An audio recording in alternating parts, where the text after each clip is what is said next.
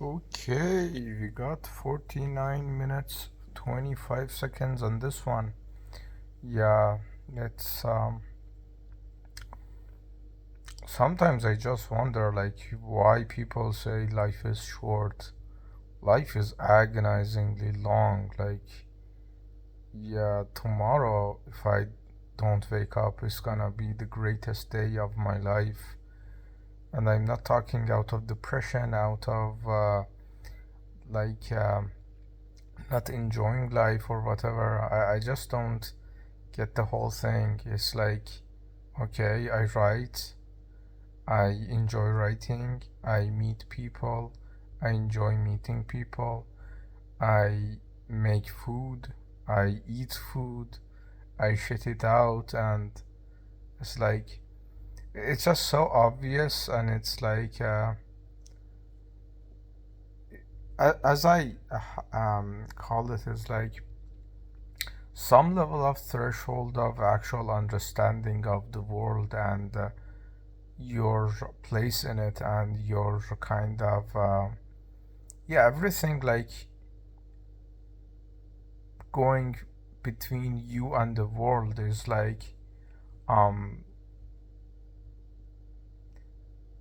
there needs to be some kind of barrier.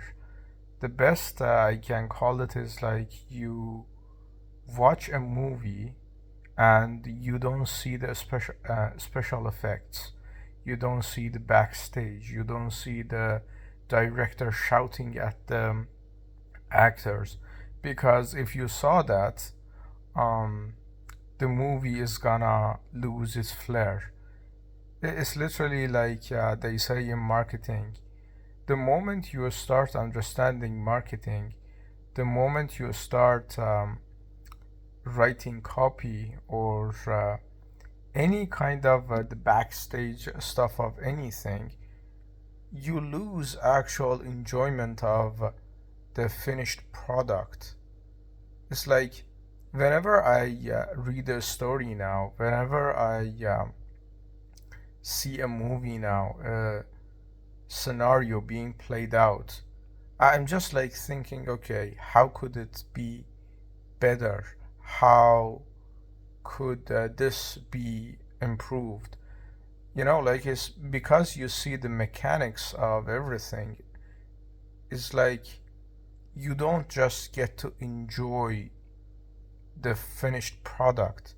And for life as well, it's like when you see your own placement in life in regards to other people, not just comparison, but like the hierarchy of this anarchist kind of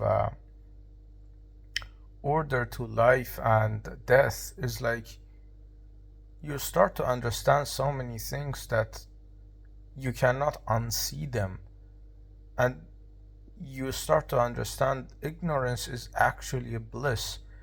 That when someone thinks I have an idea and I suffer for that idea, and I'm gonna get to the version of me that has achieved that realization of that idea, you get some sense of purpose, and you don't even think about thinking about it. You just say, okay, how am I gonna earn, let's say, 1 million a year? How am I gonna, let's say, sleep with 300 different kind of women? How am I gonna, let's say, write a book? How am I gonna It's like Jordan Peterson calls it best. You don't need to understand life, you don't need to understand anything, you just need to have a direction to wake up tomorrow chasing that direction. That direction could be even fucking Hitler kind of way.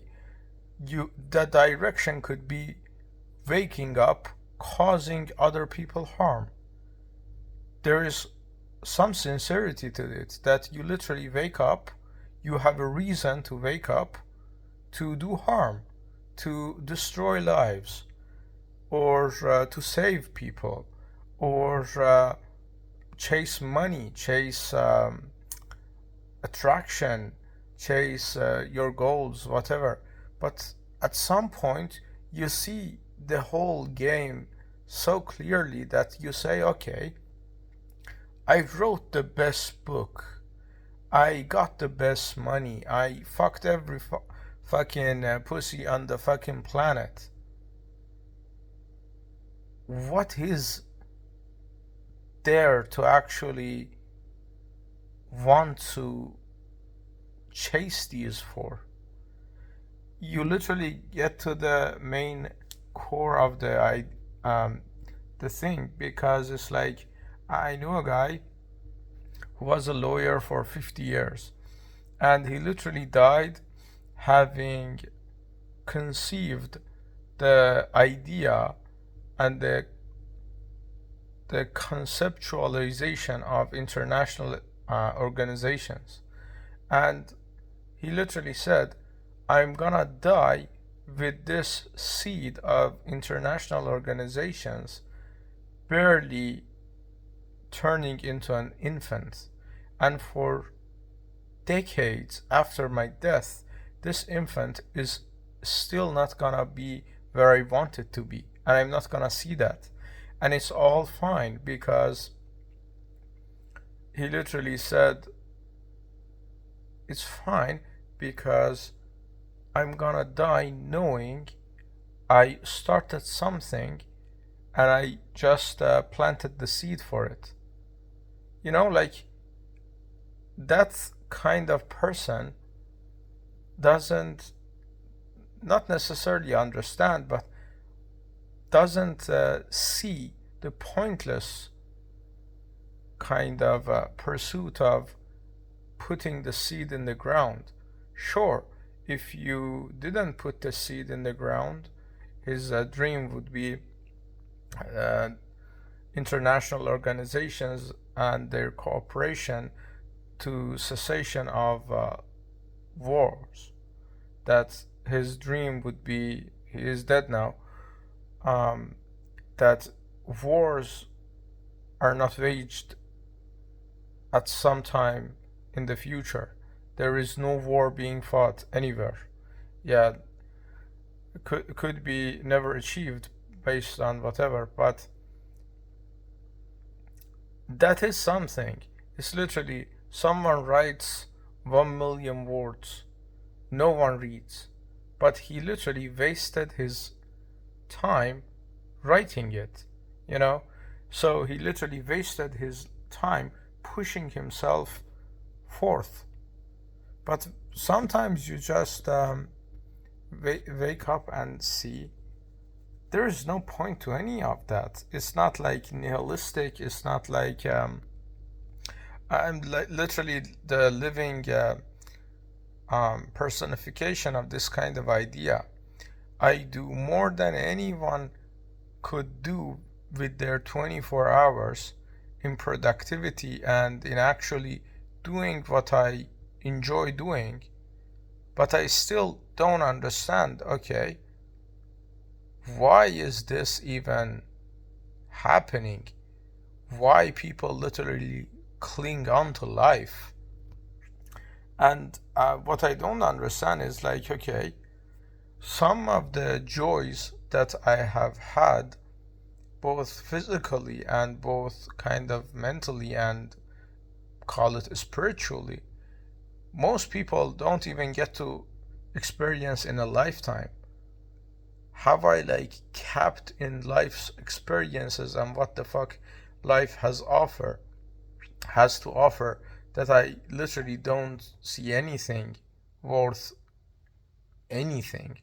Because all I see is like I'm chasing money to have the means to do more of what I like to do without the hassle of like the fucking worrying about things that are not worth worrying about. And after that is gonna be okay. I'm gonna do more of that and find more things to fight for, to whatever. For some people, the fight itself, the process itself, the journey itself, whatever the fuck they call it, is like worth it. For me, having done so many things, having been in so many journeys, there is no journey. There is no destination. It's just you wasting your time until you die doing whatever you want to do other than um, what you don't want to do. That's it. Like, I wake up, let's say, I write 8 hours a day. Sometimes I don't. Sometimes I go and write for 10 hours. And I don't even have the understanding of the time that has passed. That literally, based on science and based on actual reality of things, is like I enjoy doing that because 8 hours are for 8 minutes for me. And okay, I had yet another day doing majority of it what I want to do, but still doesn't mean anything because at best it's gonna be okay. What I do is gonna get me the resources to do more of what I do, and it's like I play like a lot of games, and it's like a game that you get resources to get the next character and get the character to get the resources for the next character. And the only difference is that you're getting the resources with the character you like other than the characters you don't like, and they get the same resources to you. That's basically life. You have to eat, you have to have shelter, you literally have to keep your body alive and functional. And you either do that the way you don't want to, or you find ways that you do it through the things you want to do. And some instances of doing the farming for your body, you enjoy the farming, but it doesn't make the farming any less of a different nature. It's still farming. If you are a billionaire and you don't worry about food or fucking shelter or whatever, you're still farming for your ego. You're still farming for the sense of um, having contributed to something. This having contributed to something bigger or whatever that these fuckers literally adore to say, it's nothing other than satisfying yourself that you have covered more ground than other people. Instead of farming level 10 resources, you're farming level 50 resources. But yeah, but the reality of the things is that you're still fucking farming. The best thing that can happen is that you stop the game. You don't actually fucking wake up. I've been literally obsessed with this idea that why people want to live. And for whatever the reason is, I cannot kill myself either. Like, the whole series that I'm literally doing is like, I want to actually know how many days, based on actual like philosophy of things, that I'm literally sick of life, and the actual situations I'm finding myself that if it gets tougher than actually, like, instead of farming with the characters I want to farm with, I get to farm for my body and for my functionality with the characters and with the things I literally hate doing, I already hate the game to begin with. So the next step is I literally don't play the game, because the only reason I'm playing the game is that I'm farming for the next character with the characters I want. I'm literally pushing for my higher goals, doing things I actually enjoy. I'm literally, for the retards in this pitch, I'm literally building towards a legacy writing, which is what I actually fucking enjoy. So not only it contributes to the ego and sense of fulfillment of after me dying, contributing to something as the next character, I'm already doing it with what I enjoy, which is actually writing. With literally thinking, I'm earning my money through thinking, and I'm keeping my body alive with thinking. If I'm gonna be put to physical labor and be forced to do something that I actually don't like to do, I already don't like it through doing it with the characters, with the ways I actually enjoy doing it to begin with. So instead of having one loss, I'm gonna have two losses. Instead of hating a game I enjoy the characters of, I'm gonna have the characters I hate in a game I already hate. It logically falls apart that already I don't like the game. I don't like living. And I'm not saying this to I don't know why the fuck else I would even say this, because I'm just so fed up with I don't even think about existence or consciousness or whatever, because it's it's a Stunlock game that if existence is a mistake, there are some instances of good to it. So something inherently wrong cannot have instances of clear good, which is sense of self fulfillment, growth, or whatever the fuck it is.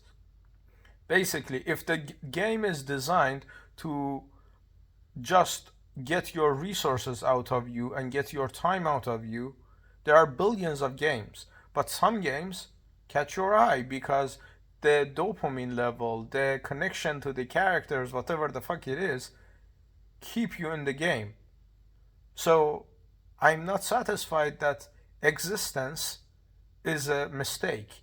That so many fucking, even fucking Schopenhauer, ironically, my favorite philosopher says, or Benatar, or all of these fuckers these days say, because their life got tough and they didn't get the sensational, international sensation they thought to be. Even fucking Schopenhauer, he literally, his whole philosophy is because of his life, because he literally didn't get the fame he wanted in time, and by the time he got his fame, it was because of actually um, being so pessimistic about not getting it. And in my own situation, it's okay, I cannot even fucking imagine a life.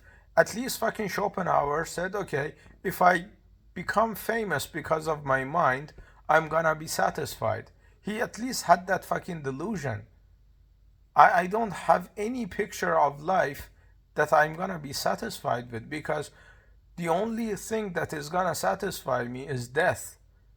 And on the other hand, I'm not able to kill myself for whatever the fuck is the reason. Maybe the curiosity, the intellectual kind of obsession with finding reasons to engage with life, or whatever the fuck is the reason.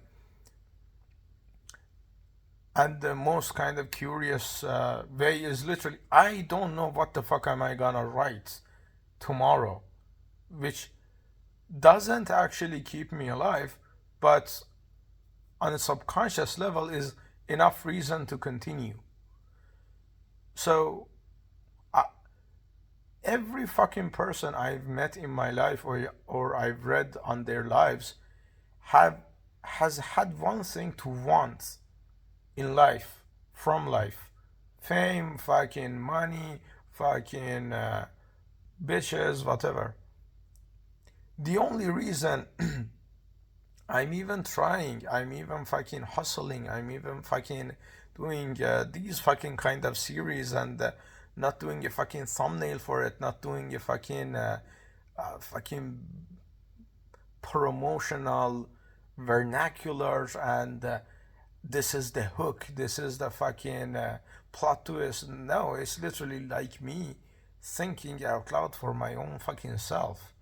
And in a fucking 10, 20, 30, 50 fucking years, if I'm still fucking alive and I have a different kind of idea about these sort of stuff, I look back and I appreciate the journey from that.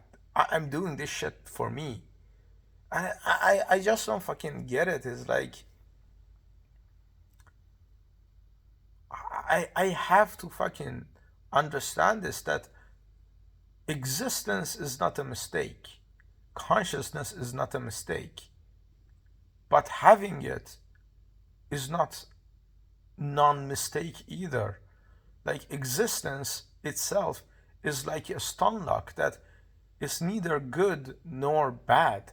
It's not even fucking neutral. It's like it's such a void that because if it was neutral, you wouldn't have pain, you wouldn't have pleasure.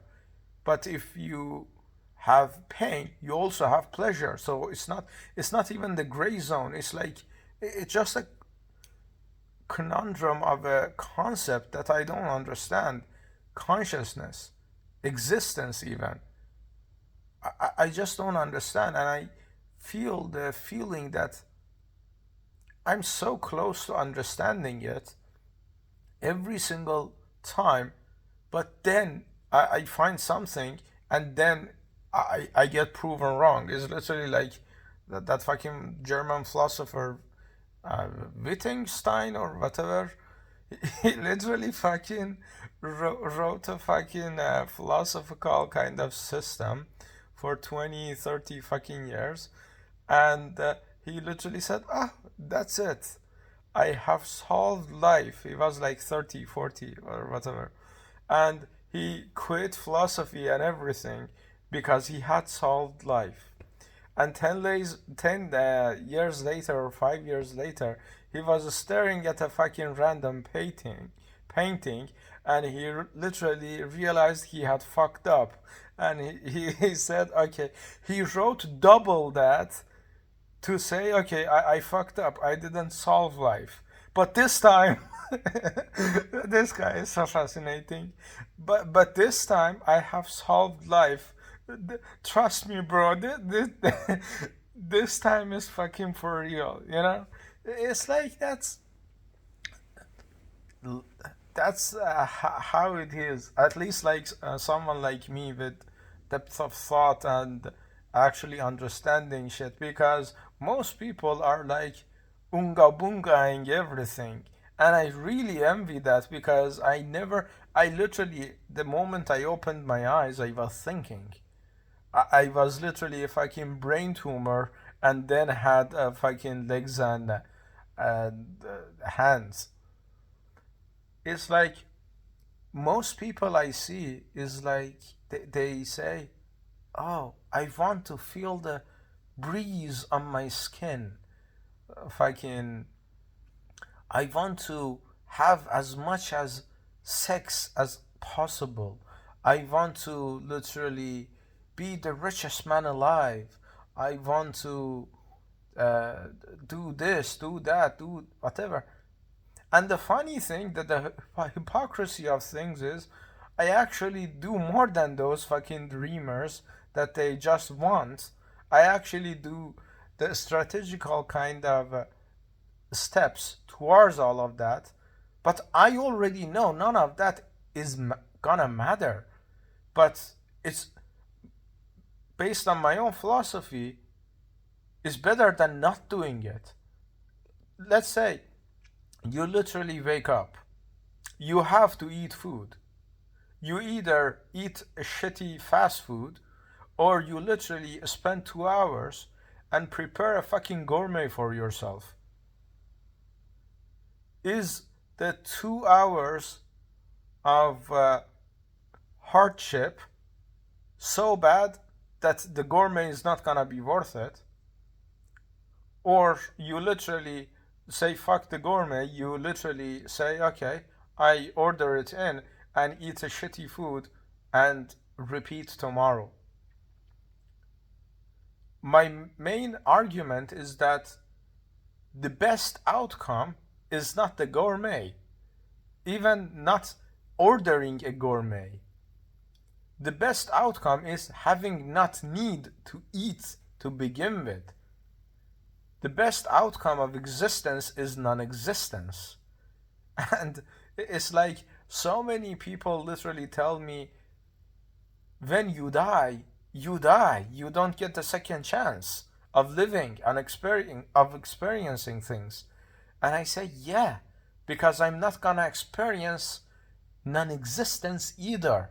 So I wouldn't know how is to feel things. And that's not a good thing or a bad thing. That's a non-thing. And it's like so many people dead, like fucking even this fucking Schopenhauer or fucking Nietzsche or whoever the fuck it is. Okay, I enjoy reading their fucking thoughts. Do they feel me reading their thoughts? Showing my appreciation is not gonna do anything to them. So as soon as I'm dead, whatever the fuck influence and ripple effect in other lives I have had is not gonna matter to me. And I don't give a shit about their lives. Because everyone is doing like everything for themselves. And this is not even fucking desperation talking or depression talk. Is I literally had this theory when I was fucking 12 years old, and I told my teacher, hey, if you literally jump in front of a gun for me, is it gonna be for me or for you? And she literally said, it's gonna be for you because you're alive and I'm dead. And I said, no. You're jumping in front of a gun because your ideal of saving a vulnerable kid outweighs your remaining days for you. For someone else, it doesn't. And that person is gonna let me die. That's basically it. So it's not a higher purpose. It's not a. It's everyone is literally doing whatever the fuck they want to do, and they have chosen to be enslaved by it. For instance, like all these God-fearing pussy people, they don't fear fucking God. They fear letting themselves down of that fucking ideal that they have literally been enshrined with and intertwined with internally. I know like so many fucking people are scared of talking to other people. Those people are not fucking scared of other people. They're fucking scared of the societal kind of resource management that those people could literally push this kind of behavior to exile, that they're not gonna get their kind of pussy they want, the kind of food they want, the kind of jobs they want. That's it. Even like no one is doing these kind of videos on fucking YouTube because they're scared their mom gonna find out, their fucking daddy gonna find out, their fucking colleagues gonna find out, and they're gonna have a fucking different point of view towards them. Everyone is holding every single piece of fucking information and data in secrecy because they don't even actually respect themselves enough to own who they are.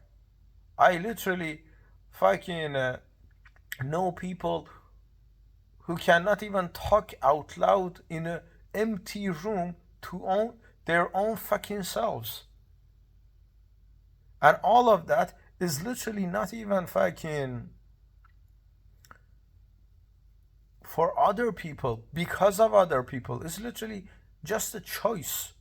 You say, you literally, and there is a fucking quote that you're not who you think you are, you're not who people think you are, you're who you think people think you are. That's about it. So the final decision is on you. Let's say I fucking write and use fuck this, pussy that, and post it on my fucking LinkedIn. And I've been doing this for almost 2 years now. I don't give a shit if people are gonna feel uncomfortable, feel like, okay, they have to cut ties with me. I don't give a fuck about any of that. It's just, this is who I am, and if me as being who I am is not gonna get me the resources necessary to continue be who I am, then fuck it. It's like I can literally stare my fucking knife in the eye and say, okay, we're not getting the resources because the person we are is so unstable to get the resources while being superior to people who have those resources. So, okay, do we go beg those people for the minimalistic resources they have? No. I offer the services, the value I provide, regardless of whoever the fuck I am.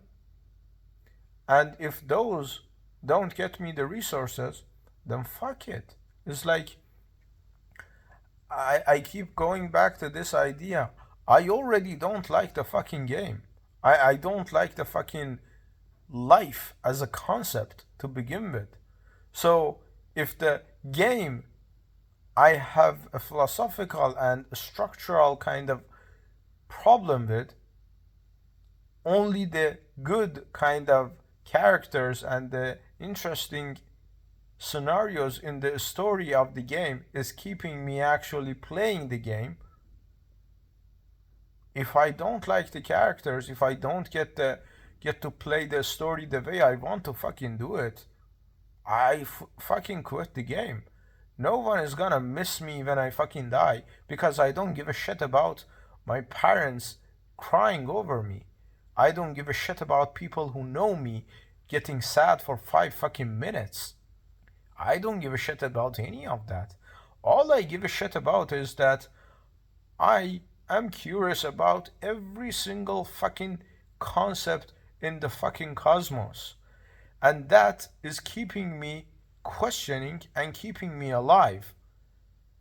And if I'm not gonna be equipped with the resources and with the positioning of pursuit of this fucking quest, I already don't like it. I already don't like fucking the journey to begin with. I'm already enjoying the journey because as I am in this journey by default, I enjoy sightseeing. I enjoy gathering resources. I enjoy doing this. I enjoy doing that. It's like simple. I just don't fucking get it. Like, why why people in general are begging for another breath? Dude, the moment you fucking die, it's not a loss to you. It's a loss to everyone who who shared this life with you. And if you don't give a shit about their losses, which you actually shouldn't, you don't lose. It's basically like, from the perspective of the dead, it's literally like, the analogy is, when the tsunami hits a village, the village is not lost. The people in the village feel the loss of the village. The village itself is not in a state of experiencing loss. The village itself is just transitioning from one state to another state. The people who have that kind of village and are still experiencing consciousness feel the loss of that person, of that memory, or of that whatever. The dead don't experience shit. It's literally that. And the counter argument to this shit would be, how do you know you're not gonna have some sort of consciousness when you are dead? Because it's easy. If you are still conscious when you literally die, you literally haven't died even. There are like there are so many religions that actually say, okay, your body dies, your mind survives, your spirit survives. So basically the consciousness continues, but without the container that it holds it. Even fucking Ibn Sina or whatever the fuck literally said, okay, I cannot prove consciousness continues, but because my religion says it is, I'm gonna say, okay, it is. And this is not even fucking domain of science or theology. It's just fucking logic that if you die and consciousness continues, having experienced continuously in the continuum of this fucking consciousness, you haven't fucking died. You have literally transitioned from a body who needs food, who needs to shit, and who needs shelter, to a state of being that doesn't. But then again, if that's the case, you need a container for that. Here is the container, is the body. Going forth and going forward, the container doesn't exist. So unless the body itself is a prison, as they call it, or is just a trial kind of mode, and the premium would be the consciousness just roams free, it defeats the purpose of actually having a body now. Because to begin with, it wasn't even necessary to have a body. So all of the, like, everything you do, like, at the end of the day, comes to two premises. That either you are convinced that consciousness, this mind, this exact kind of brain, this exact kind of experiencing things, sorrow, sadness, happiness, pride, joy, and purpose, are gonna continue when you are dead, and you're gonna lament over having cut it short from an active kind of partaking in the real world, and now you're just passively lamenting over it. Yes, that would make death and premature death stupid, because you literally transitioned from an active partaker to a passive observer. That defies all logic. But that's not guaranteed. That's one of the gambles that the living take, and they actually think it's guaranteed. It's fucking not. And the other thing is literally the loss itself is gonna be preoccupied now for the state of non-existence when it happens in the future, that they, at that point, it's not gonna actually fucking experience non-existence to begin with. So literally, I'm lamenting now for the death of me tomorrow, when tomorrow, when I'm dead, I'm not actually gonna be experiencing death to begin with. Or I'm not gonna be experiencing, let's say, how the season 3 of that fucking show is gonna end. Because even in the narrow chance of me dying with my consciousness intact, the consciousness is not gonna be this limited. Even the fucking religion shit says it. Like, you are gonna have infinite knowledge. So when you literally have infinite fucking knowledge, you either know the ending of season 10 of that fucking series, or fucking whatever the fucking experiences you want to have, you already have had experience of those, or you're not gonna even have the sense of being and a state of experiencing and consciousness to even have those remorses.